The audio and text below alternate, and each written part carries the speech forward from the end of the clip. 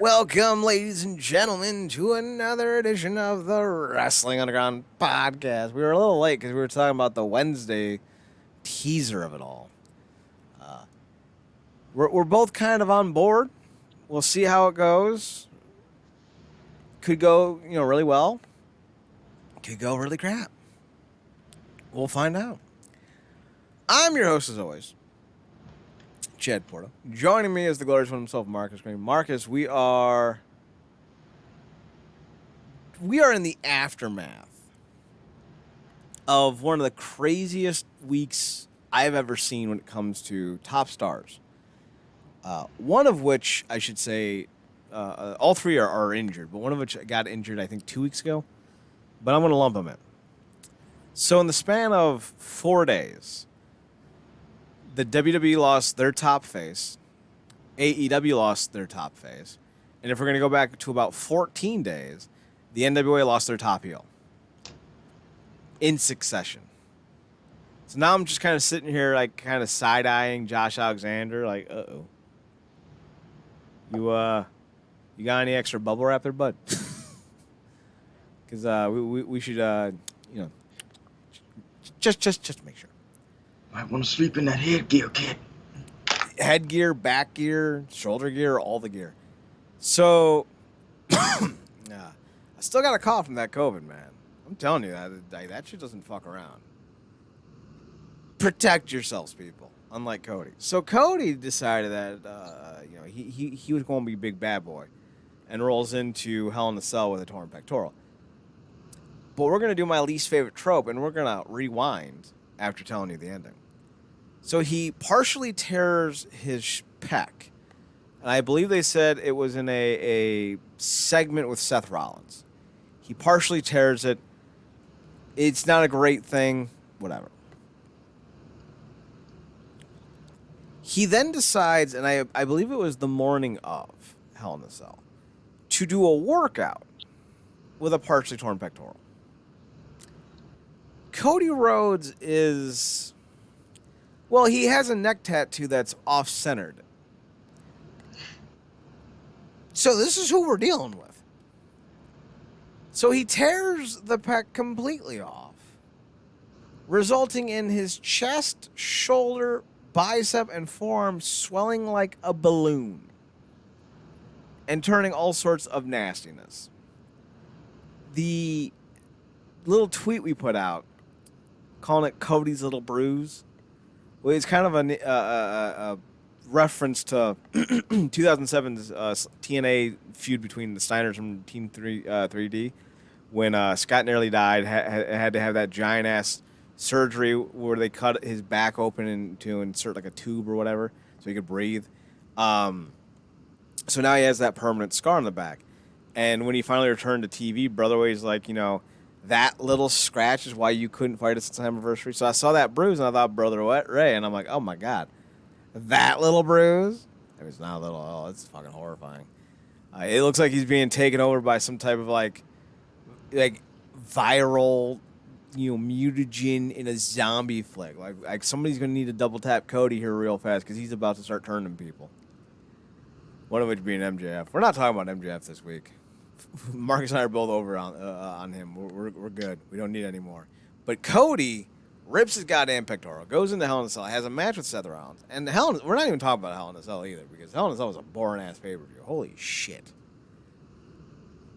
The only thing that I will say about Hell in a Cell that's any good is I really like the Judgment Day entrances. I think that's pretty dope. With them like stepping out one at a time to whatever new Ultra Bridge song that they're coming out to. Well, I guess it's kind of over after the night, but Wait, did Judgment Day already break up? let's just say they switched leadership. It's like a 3-week-old stable. Bullet Club members having a lot of good days these days. We're not talking about the boys, man. Give me spoilers. Oh yeah, they turned on Edge and got and Finn's the leader now.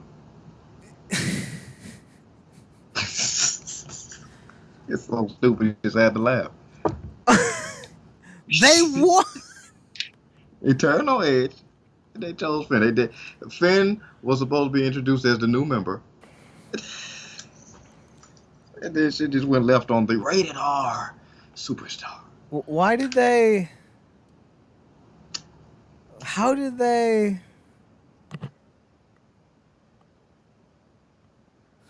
I don't know, man. Like, it's the one good thing they were doing. Let's And see if I we can can't send this. stress this enough, Marcus. The one! Ah. Oh, my God. I have after effects of COVID for nearly 2.5 weeks. And that's pretty fucking stupid. This is even dumber. Oh man. I have no words. I have no words. Cody deserved This this. is Like, right. just by association. By signing with the company and having to watch Judgment Day take Edge out for no goddamn reason. Yeah. Cody deserves all the pain now because just someone needs to suffer for this indignity. That'll be the biggest moment. That'll be the biggest highlight coming out of Raw. So apparently Damian Priest really likes having a turnover in his threesomes. Damn it. Damn it, I almost wish that we could have got that into the title of the show. Shit. But Well, we only have one title. yeah. Not Yeah, everything it can fit. tracks better, and I'm that'll sure be Damian Priest knows about what it's like to have not everything being able to fit. hilarious. And now we're number one contender for Bianca. Jesus, that woman is flawless. Yeah, but that'll be the highlight of Raw besides Maurice's cleavage. So yeah. Yeah, I'll pass on all that. I gotta wonder if Edge is like done with his set of dates for like the next few months, and that's why they wrote him off. Yeah, because I mean they did the thing where I mean obviously Rose doesn't have any choice now but to get it taken care of. Um, so Rollins came out, did the handshake thing, all that mess, and Rose was leaving. Then he came back with a sledgehammer of all things, and kind of did the whole thing that'll take him off screen long enough, I guess, to get that taken care of, which I would imagine is going to be far longer than it would have had he just Yeah, not he would have been out for 2 months had he just chilled. yeah. But No, now it he's looked going to like- be out until the Royal Rumble because he's a dipshit. So it's here's the thing that really kind of just bonkers, though, right? So Cody's already out. His chest looks like tenderized meat. His skin looks like what happens when the Starship Enterprise shoots really toxic torpedoes into a black hole. His skin reminds me of burnt leather. His skin horrifies me. And you don't need to write him off. The wound is obvious. He can just go point at the wound and go, I'm taking 6 months off because I need surgery later. But no, they had to have Seth Rollins attack him with a sledgehammer because they need to write Cody off.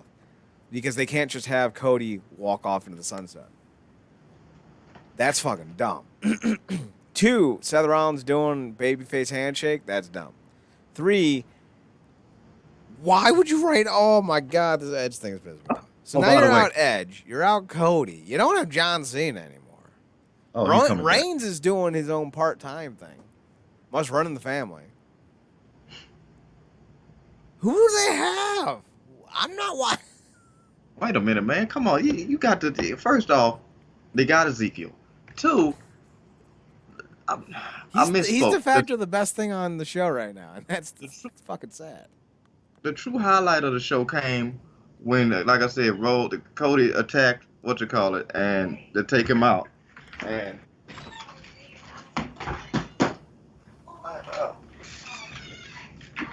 Sorry, pause myself. To take him out, and look at the people that ran out for security, and I'm like, holy shit, is that Kurt Hennig's son? Mm-hmm. Yeah, I'm a job. He's a producer now. I can appreciate that, cause I mean, he was not gonna go anywhere. They weren't gonna let him go anywhere. And after the whole thing when Heyman fell through, I don't know if he was ever gonna get a better opportunity. Um, than what he got. So to see him as a producer, I mean, look, is Jordan still working there? Jay? I don't know. Maybe Yeah, he's working for his dad now. yeah. So it was cool to see Axel, man. But the whole, I mean, yeah, like you said, who do they have? I guess they got. I mean, they got Styles if he's not done. Um, because that's the other stupid thing. You had him. You had Balor. I don't feel like going back and watch the match because Judgment Day was ass. I mean, Yeah. not Judgment Day. Hell in a Cell was it was poo. But you had him in a triple threat, and those were the two best matches on the card. Was the women's triple threat and then the intergender triple threat. Mm-hmm. The Six man six-man tag. tag. Yeah, Yeah, six-person tag. two best things on the show. AKA And Damian Priest's smorgasbord of potential partners. I strike again. Um, King of the multi-mans. But you had him fight them in a match, and then on the next show, AJ. I don't think AJ was there tonight. And then I don't know. It didn't make no damn sense unless something came up that we don't know about that really had to take Edge off TV quick, and they just needed to spin it. I don't know, but I just know Bullet Club people are having a hell of a week, hell of a couple weeks. I think it might be a situation where they're turning him face out of necessity. Maybe he's not being taken off TV. Maybe he's just being repositioned as a babyface because they have no one else. The Drew McIntyre experiment's done. I think we can all officially say au revoir to that. Yeah, Lashley. Lashley, I don't even. Come on, man. You're not building a promo around. Come on. Then again, you're not building one over fucking. Yeah. You got. What's his name? Almost. I almost forgot his name. Ha! But you got okay, look at faces. You got Lashley. You got Styles. Mm-hmm. They yo back and forth with Owens depending on what they need. After that, I mean, Slim Pickens. I mean, I don't even want to bring up Riddle, who seems to have a fetish for Orton at this point out of these off screen. I thought he had a fetish for Damian Priest. Bro. Here's the funny thing. So I shouldn't say another because we talked about it last week. At least I think we did. Somebody came out last week and accused him of basically being an asshole. Being a sexual deviant. And here he is getting a title shot. And I'm like, oh my God, it's the Deshaun Watson effect. If you abuse women sexually, you get rewarded in this country. Shocking. So, that's not cool. Fuck Matt Riddle. Yeah, it's that's gonna be an ongoing narrative, but it was interesting because during Cody's ring thing, they did the freaking on-screen graphic and showed all these people talking about how brave and courageous and tough, all the tweets from people like I gotta give it. I don't even like Cody, but I gotta give it to him, and all these just tweets, just I guess blowing smoke up his ass. It did. I was just thinking about it. I'm just like, okay, all right. Look, you got to give him, I guess, credit for toughness. Toughness and testicular fortitude and all that. Some would even call it noble. Stupid, but no. They could. I'm going to take a different approach and call him an idiot. Yeah. This is someone who doesn't know how to take care of himself. This is someone who perpetually does the dumb thing. Somehow, all the time. I don't think it's noble for him to go out there and fuck, not fuck his shoulder up or chest up even more because it's already, beyond repair. Not beyond repair, but it's as bad as it can be. But it didn't need to be that bad. If you had just decided, you know what? I'm going to not wrestle tonight because my arm is completely, numb and hanging by my side, and I'm pretty sure I'm hearing things in my ear that don't exist. You know, strange things. Instead of, being smart and being like, listen, just, I don't know, bring back Roman. He's the champion of 500 days. He should be here to, do his job. Cody's like, I'm going to be the tough guy because AEW didn't want me, so now I got to prove my worth. So here I am, proving my worth. And it's like, I don't know, man. Cody's kind of a fucking idiot. It's not good. Like I get trying to hold on to that old school mentality, but there got to be a bridge between a way to bridge that and the evolved mentality of you know the age that we're in. Kind of like what how people used to view chair shots and head shots and all that stuff. But he's just so beholden to that old school mentality. It's just like you cutting years off your career. I guess he looked at it and was like, well, it's effed up anyway. And since it's a hell in a cell, let me go ahead and go out with a blaze of glory since I'm going to have to get this taken care of anyway. Might as well, take it to the max. It's like you could really hurt yourself because you could take something from being broken, and then you talk about something get torn off the bone. Now you're talking about ligaments and all other manners of stuff that could just make stuff worse. Yeah, you We can talking, always make an injury worse. Let's be clear yeah, about that. like we talking about. And you brought it up, baby faces. We still don't know what's gonna be up with Big E. I hope that he's okay, Yeah, but with all the updates that we're hearing about him and how long it's taking, I think they're hoping he can avoid the neck fusion. I think that's what they're kind of aiming for, but he may have to go through that. And once you do that, you're on a clock.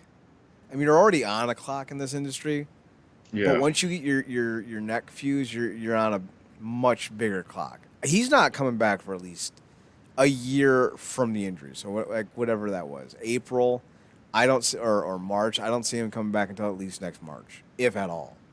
And that's disappointing because he's one of those guys that that's the kind of guy you want in this situation. Someone who can yeah, really slide in with the charisma. He's not the greatest in ring guy, but like I've always said, if you're passable, you're good enough. Because wrestling's not about in ring work as much as everyone wants to just break down every great 5-star, 6-star wrestling match into a powder and snort it. As much as they want to do that, wrestling's about selling yourself. It's about promotion. It's about being entertaining. Big E's entertaining. yeah. He's the least of the 3 New Day wrestlers in terms of talent, but he's arguably the most charismatic of the 3. Yeah, and he's one of the most beloved characters in that. I mean, got people in that company and apparently across the industry. When you look at the outpouring of support that he got when he first got injured, um, so yeah, it's crazy. But going back to your point about needing faces or just needing people on the show in general, it's funny how much we've talked about them potentially benefiting from having your main draws not be so accessible by having them on screen in every other segment across a 2 to 3 hour show. Yep. And when they finally listen to us and do it with Reigns, it's the one time that they actually need to be doing the opposite. This company cannot win. Oh, and by the by, they're throwing Stephanie McMahon under the bus publicly, saying that Wait, some people just weren't good at their jobs. And I'm like, well, wait, what? yeah. So Steph took a sabbatical. Excuse me, I have the hiccups now. She took a sabbatical, and she left the company. But apparently, all the people talking, they're kind of saying, she kind of left, but only because her duties were being kind of siphoned off to other people. So she left kind of out of a huff. So there's a lot of people who believe that if she comes back at all, it's going to be in a far reduced role. And I'm just kind of sitting there going, oh, man. She's going to look interesting on AEW Dynamite. I'm telling you that much. I think her and Shane should pop up on AEW and just kind of fuck it. Just do it. Why not? Speaking of why not, I'm glad no one else got hurt this week.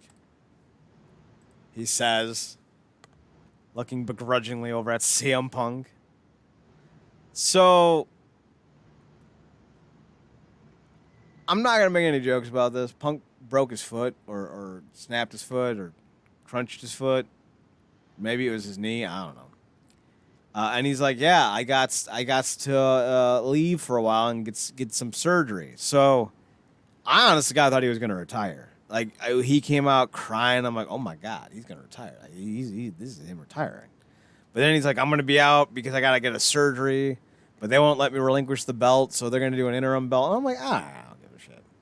Interim belt is just as stupid as having to strip the guys. So like, whatever. You're playing. You're moving laterally at that point. They won't let him relinquish. That don't Yeah. make no damn sense. Well, no, Tony Khan said that he earned it, so he's not going to let the injury be the reason why he gives it up. So he's going to still be champion while he's on hiatus, even though Punk wanted to give the belt up so he didn't hold it up. But now they're going to do an interim title, which I'm fine with because you can just put it on, Page or Jericho or Moxley again, and then who the fuck cares? You could put on Tanahashi. I think that'd be dope. I'd be all for that. So Punk was set to wrestle Tanahashi at Forbidden Door. It was the only match I was looking forward to, partially because it was the only match announced. Man, you don't. So what they're going to do now is they're going to have some type of competition. I thought it was going to be a battle royal with the winner going on to face Tanahashi for the vacant or for the interim title, but now there's a series involved, I guess, or something. I don't know. I'm not paying attention. This is a brutal follow-up to Punk. I know Punk didn't have the crispest match with Adam Page. He finagled that buckshot Larry twice, so like that wasn't good. But like overall, it was a fine match. And listen, Page ain't that good in the ring either. So it's not exactly like you're going to downgrade a person here.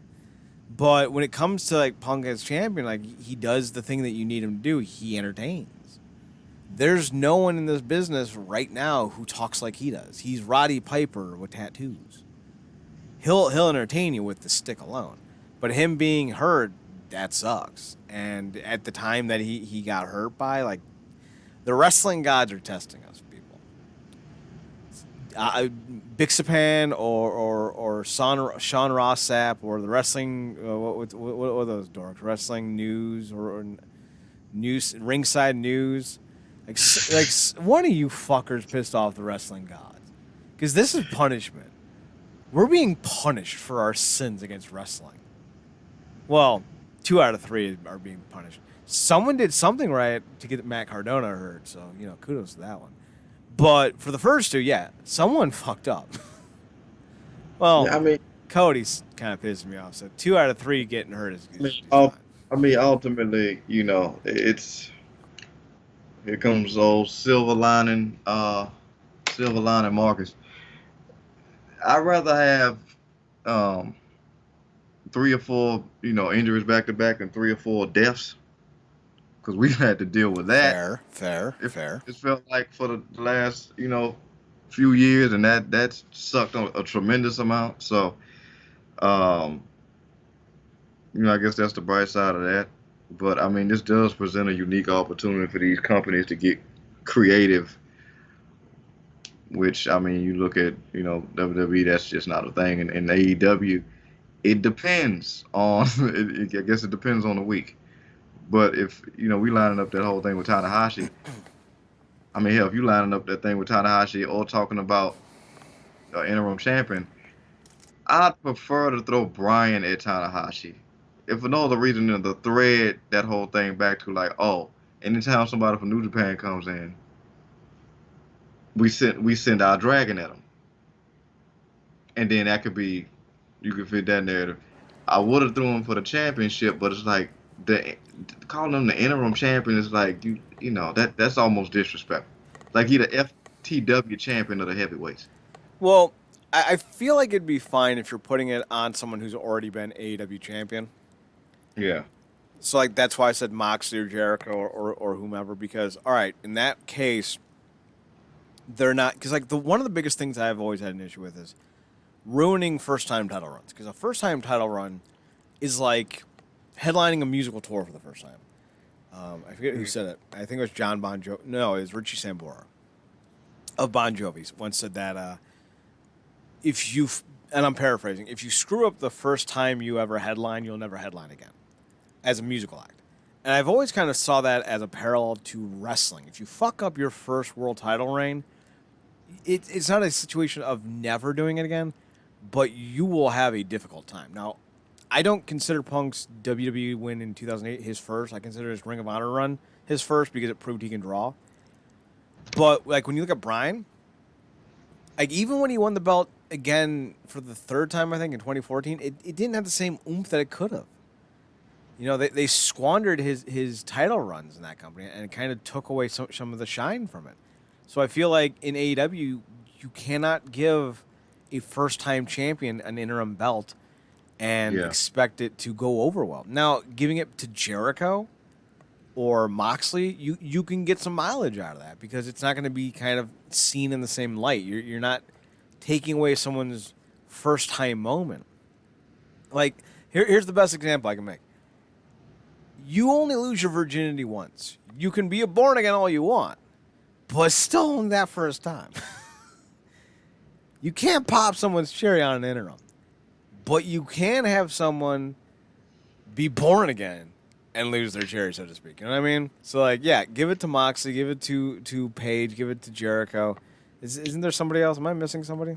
Oh, Omega, but Omega's not healthy. Yeah, Omega's season. So. You know, not to work with. So, yeah, I mean, you're right about that. It will be better. And you put it on Jericho, it continues to reunite. I mean, look, he's the point of that faction anyway because without him, those are like AEW dog bandits as far as I'm concerned. Throwing you in there too, Hager. Don't compare them to our favorite duo bandits. The sticky bandits are far more accomplished than 3 of those 5 dudes. I can't even tell 3 of them apart. I just know that it's Jericho, Jack Swagger. Sorry. That's so rude of me. Sylvester the Cat.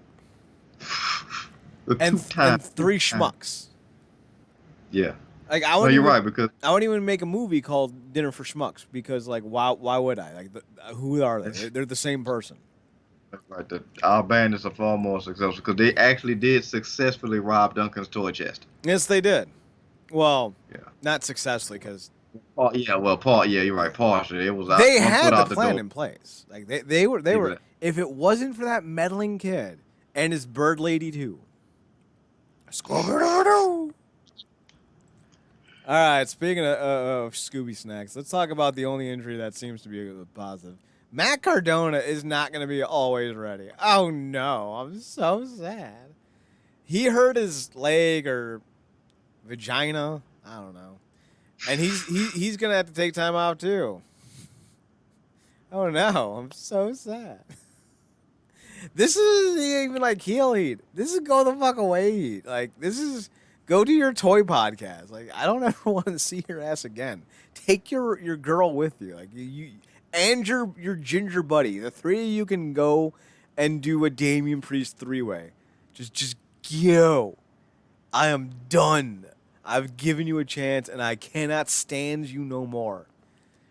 He's still going to wrestle against Nick Aldis, which basically telegraphs the ending of the match. He's either going to lose to Aldis or he's going to relinquish the belt after the event. Or he may not even wrestle at all. Like, I don't know. Like the NWA is kind of in a flux period at the moment. I don't think Aldis as champion is going to really be the boom that company needs. There are guys like... And I know it's going to sound like such a dipshit comparison because, like, one's obviously one and the other one's not. But you have guys like The Rock who can elevate a promotion or Hammerstone.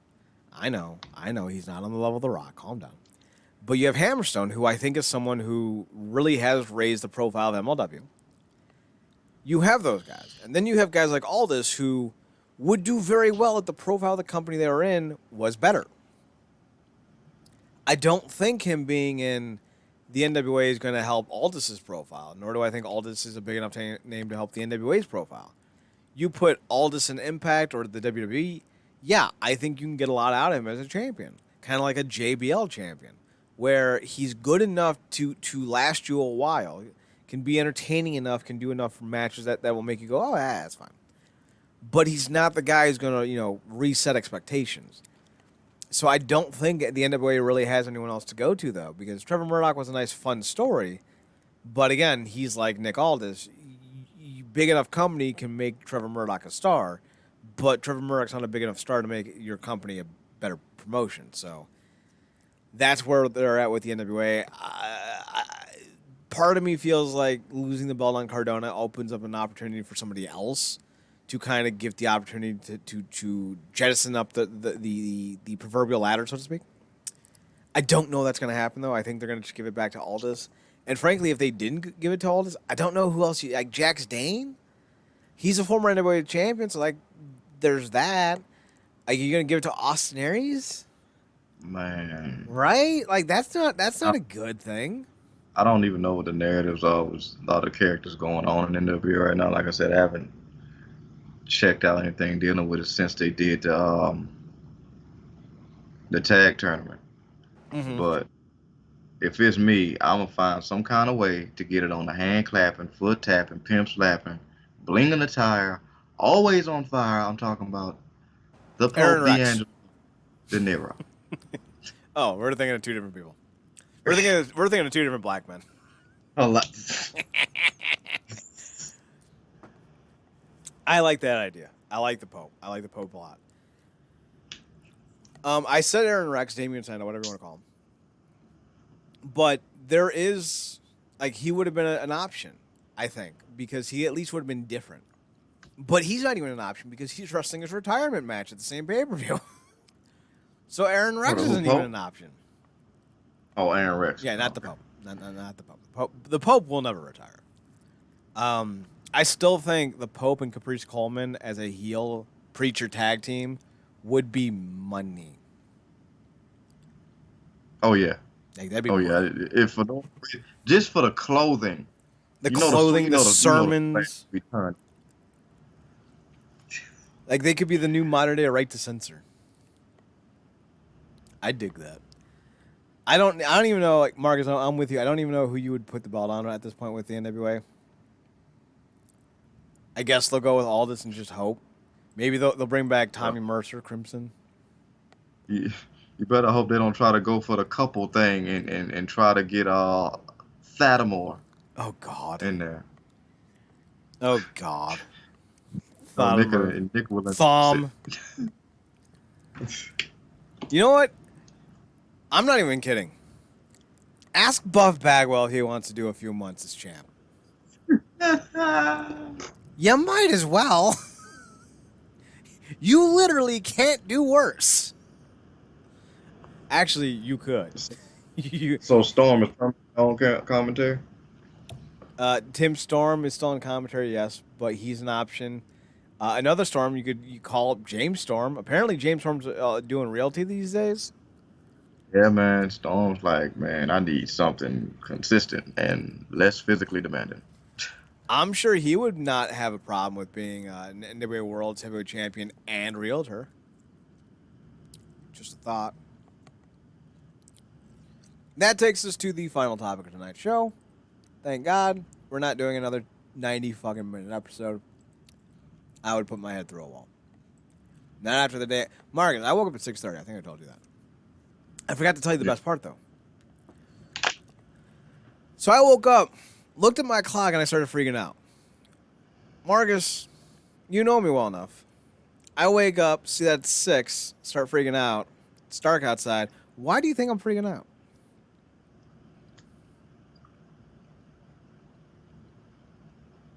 You think it's the nighttime? Yes! Yes. I woke up in my head thinking that it could not possibly be 6:30 a.m. It must be 6:30 p.m. I slept the entire day. I slept for 18 hours, and I'm freaking. And then I realized, oh, wait. Sun's still up at 6. Sun's not up yet. We're good. We're good. So, yeah, I had a day. I had a day. Let's talk about Slammiversary. So, we know that Josh Alexander's taking on Eric Young for the world title. Not enthused about that one at all. I don't know why they refused to give me back Team Canada. I'm mad about it, and I'm not going to hide it. The X Division match has included someone I didn't expect to see coming. Ace Austin, the newest member of Bullet Club for life. That was great, by the way. And see, the thing is, like, Ace Austin and Chris Bay, to me, perfect tag team. Like, they're both kind of douchey. They both kind of have their own vibe going. They both have their own style, both have their own uniqueness, but they're both, like, vibing on the same Venn diagram. Like, they're not intersecting, but they're touching. Like Matt Riddle and Damian Priest in a threesome. Bro. Bro. Oh, God. Ace Austin, Kenny King, Speedball, Trey Miguel. All makes sense. Yeah. Then out of nowhere comes Jack fucking Evans. I'm not mad about that. It's a hell of a match. And Jack Evans is crazy stupid, so he's going to do some crazy stupid shit. The only way this match gets better if it's Angelico as the next guy. Oh man, but we need they give me an Angelico. I need that balcony thing, man. Well, it's an Ultimate X match, so you'll get something comparatively. I don't know how AEW fucked up on Angelico. Like, the dude's name is Angel. He jumps off random shit. He's attractive, and he pops. Did they look at Angelico and Darby Allin and go, "We only need one"? No, this is not the NBA where you only have one ball. This is Major League Baseball where you need all the aces possible. I just thought about that. We talk about how stupid WWE is. AEW had both Darby Allin and Angelico. Looked at the potentiality for like some type of Metal Mayhem Massacre match and was like, no, not Angelico. You know who we need for this? Jeff. We need Jeff Hardy. Ah, God. Saw what the man did in Lucha Underground. Which, now looking back at it, we really took that moment for granted, even though clearly Vampiro didn't. Vampiro was truly all of us in that moment. Truly all of us. And it's like, we'll never get those days back.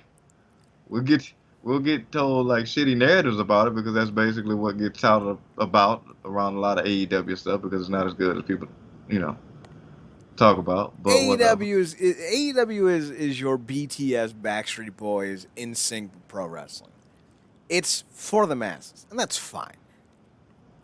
Now, and that's kind of the funny thing. Like AEW really is for the masses, but it's driven by diehard fans. In fact, all wrestling is driven by diehard fans. Absolutely.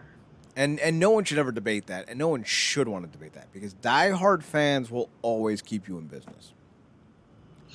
Those fair weather fans that people always are coveting, the quote unquote casuals, they're nice for a rating, but they're not spending money on your product. They're casuals. They don't want to spend money on your product. No, they'll come to your party and watch WrestleMania, but only because Snooki might fall on her face. Yeah. Yeah, that grown man that was crying when Punk came out, that's not a casual fan. No. That's my spirit animal. That one man crying over Punk's return is my spirit animal. Between him, like, they need to do it. If they ever bring back the table series, a table for three, a table for whatever, they need to get Miz Girl, Taker guy, and not a Punk dude. Do a table Brock guy. Taker guy, Brock guy, Miz Girl. Who's the Brock? Oh yeah, Brock. Yeah, yeah, right. The guy who's like, yeah. By the by, I was just about to say, you know what? My spirit animal isn't Punk guy crying, or crying Punk guy. My spirit animal is actually Miz Girl. Because I was low key doing the same look she was when Randy Orton lost the belt to Miz, and I'm not even a Randy Orton guy. I just don't like Mike Mizanin at all, and I know I just a donut, but I don't like him. You have far more in common with him, and Mike's the least furthest thing from being a predator. Yeah, I have more in common with Mizanin than Randy, but like I also don't like you, Mike Mizanin, at all. So like it's kind of like one of those like you're staring at the Nazi, you're staring at the child pedophile, and you're just like, And then Fuck. All right, it, choices, man. I got one bullet left. Hang on. Can you it guys like obviously, stand in front of each other? and obviously not to deep dive into it because we don't need to, but it's weird, but it tells you a lot about that company's culture that Miz basically got treated in the earlier days like how they probably should have treated Orton for the crap that he pulled Yup. back. Like that's crazy. That's what happens when you let a lot of dudes that are high and drunk who have brain damage run the Yeah. show. Yep. So, speaking of brain Yep. damage, let's talk about the Queen of the Mountain match. Because you'd have to be brain damaged to not understand how this fucking match works. King of the Segways. I can make anything work. Except for pineapple pizza. That's just an abomination against God. So the rules are simple. You got to hang the belt to win. And the only way you can be allowed to hang the belt is if you pin somebody. If you pin somebody, the person you pin goes into a box for 2 minutes. That's the rules. There are literally more rules in a regular match than there are for a of the mountain match. Have you realized that?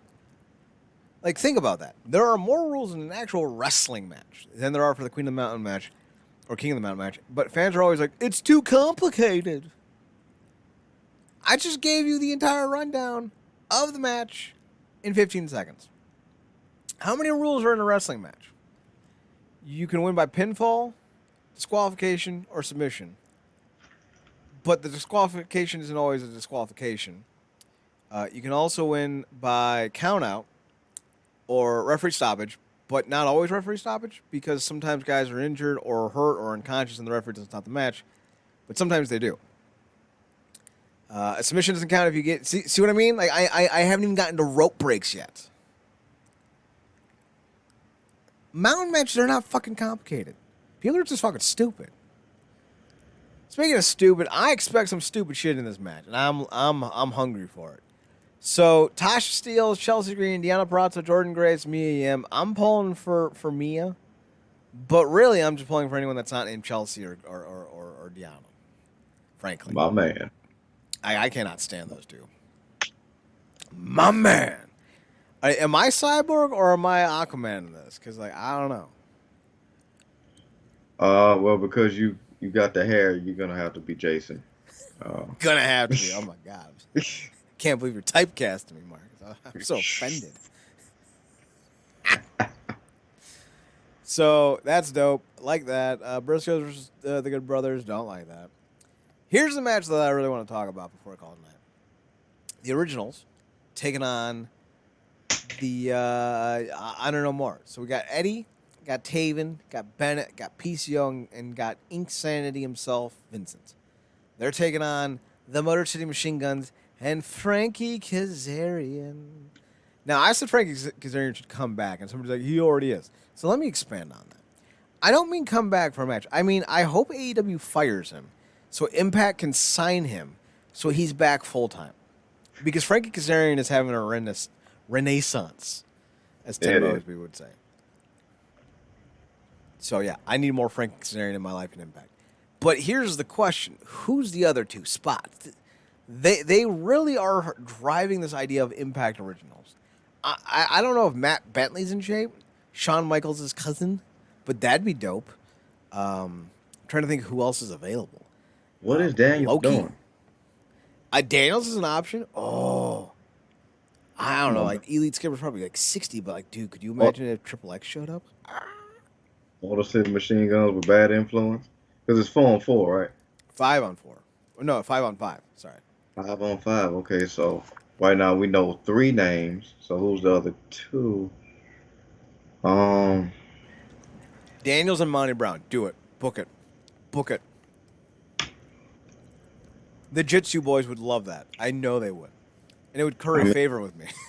I mean, hell, that's something you could. That's something. Storm's another option there. James Storm, Chris Harris. Harris is an option. Hopefully he's in decent shape. Well, he's not serious enough to put into this match, but isn't Shark Boy an original? Yes, he is. We can put Shark Boy in there. Why not?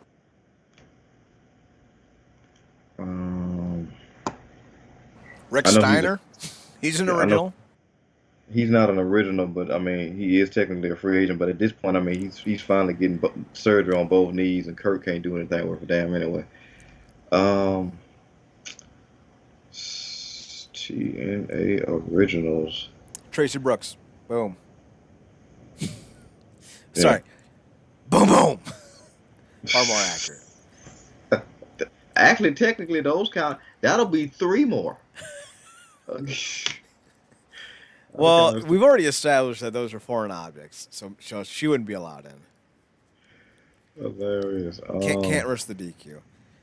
Part of me thinks that they're going to do Davey, that they're going to reach out and get Davey Richards. I know like it's been 3 years that I'm still championing this, but like Oh I'm man, going to be right eventually. this is that Davey coming back to Impact finally for you is like that damn leftover Green Lantern storyline for me. Fucking Red Some- Seed. yeah, something's got to give, man. Obviously, yours is closer to fruition than mine is because it feels like he's been one decision away from it anyway. Um, there's so many ways that you could bring him in, specifically now that Eddie's a heel. But yeah, I mean, it'll be so cool if they got Monty back. Well, think Mm. about this. They got Kazarian in this match. Who's to say that Joe isn't on his way? It would make sense. Samoa Joe technically is a Ring of Honor original, but Ring of Honor's dead. So like, it's kind of like you just hungry hippo, that kind of stuff. So like, now Impact can just chomp on who the original is, and Joe would work. Did Lynn officially retire? Oh God, yeah, twice. Okay. Now that I honestly just asked that just so I could be sure. I haven't checked in about him in years. That'd be great. We could technically this one was never in Impact, but if you want the off-brand Jerry Lynn, we could get WCW's Jerry Flynn. Hilarious. I'm not Joe. He's a real dude. He had a mullet. He was a karate guy, and he was awful. And I love mullet karate guys. So that should tell you something. I'm going back to the wall. Buff Bagwell. He was at the first show. He is technically an original. Sean Waltman, another original. Yeah. There you go. There's your two picks. Sean Waltman and Buff Bagwell. Boom. Book it. Book it. I don't know, man. Like, there's so many options. What's up? Now, do you wait to reveal them at the show? No. Okay. No, I think this is a selling point. Specifically, it's a selling point for me because I'm still trying to get past the fact that I have to watch Eric Young in the main event, and I have to watch the Good Brothers and Briscoes. Like, I need as many reasons to buy this show as possible. Like at Chelsea Green. Oh my God, Deanna Peraza, like this show sucks. Chad's reading off his credit card to the people. You're killing me, Smalls. You're killing. Like, I need more reasons to buy this show. So like, no, you need to announce these guys fucking sooner rather than later, and they better be bangers, or just completely awful. Like I either want Samoa Joe and Sting, right, or I want Shark Boy and D-Ray 3000.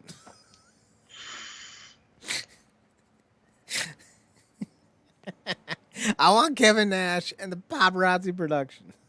Wait a minute, damn it. We had we technically still got, is Mickey in that match? Mickey James? In the Queen of the Mountain. No. Okay, but we did like a little talent exchange with NWA. I wouldn't mind seeing he ain't a TNA original, but he was in TNA. Pope. All right. That'll be cool. Like you said, Elix Skipper might be 60. Still looking 48 though. I think Loki's going to be a name. I do. It's too much. It makes too much sense. He's available. It makes sense. It's not the name I would want, but I mean, honestly, if we was on, I mean, yeah, but like you said, we pulling cash, so I mean, they're technically an AEW tether there. Two more instantly would be Dutt and Lethal. Yeah. But so We will find out. That's for sure. Yeah. I'm trying to think like who else like that I'm missing. 'Cause I feel like there's a name from like 15 years ago that would make sense now. Yeah. I just keep going back to Triton though. Hilarious. God, not Shannon Moore. Please, not Shannon Moore. No, Shannon, and he's not an original. Never. Oh. Is Hoyt considered an original? Yeah. Yeah. Granted, he had like 16 different names. He went by Dallas at one point. That'd be dope. I would love to see Hoyt. That'd be great. We'll trade you. You can have Morrissey. We'll take Hoyt. Hilarious. Yeah, we'll take Hoyt. I feel like that's a fair trade. I worry that there can be like just the worst people. Like so far, it's great. Kaz, Saban, Shelley. Like yeah, great lineup. Egg Petey, he would be great, but he's a producer. Consequences Creed, he'd be great, but he's Xavier Woods. You know, like there's so many. Sheik Abdul Bashir, like is that the well we're going to? Kiyoshi, like I need to know that these aren't going to be like the names. Like, come on, man. I know they wouldn't try to pull up Sabu. Oh my God. That'll be crap from a physical perspective and a PR perspective. Yeah, let's not do that one. Or Rob Van Dam. They're not technically. No, I'm good. No, thank you. What is Rob Terry doing? Last I heard, I don't know. I got him confused with Mason Ryan for a second. Mason Ryan is doing, or at least he was doing at one point, Cirque du Soleil. I think Rob Terry's trying to do acting, or maybe he's a bodybuilder now. I don't know. Yeah. All right. We'll know more about who's doing what here in a bit. Probably talk about it next week. Hopefully we get more names. Yeah. But yeah, anything else you want to talk about before we bounce for the night? No, that's it for me. All right. Website, realnerdcorp.com, REALNERDCORP.com. I'm good. We're on Twitter at NERDCORP. Marcus can be found on his other podcast. Oh, nope, I'm flipping the order. Marcus can be found on his Twitter. There we go. At Paradox Kid, PARADOXKID. That's me. You can also find him on his other podcast, The True Brandon Show, TRUEPENNYSHOW. Mm-hmm. I'm on Twitter at Chad Nerdcorp, CHEDNERDCORP. And on the Instagram at Chad's Photo Hut. Be sure to tune in next Monday for another edition of the Wrestling Underground podcast with Marcus Green and myself, Chad Portal. Thanks for tuning in. Thanks for checking us out. Thanks for giving us a chance. Remember, as always, to watch more wrestling. And Marcus, take us home. Good night, me.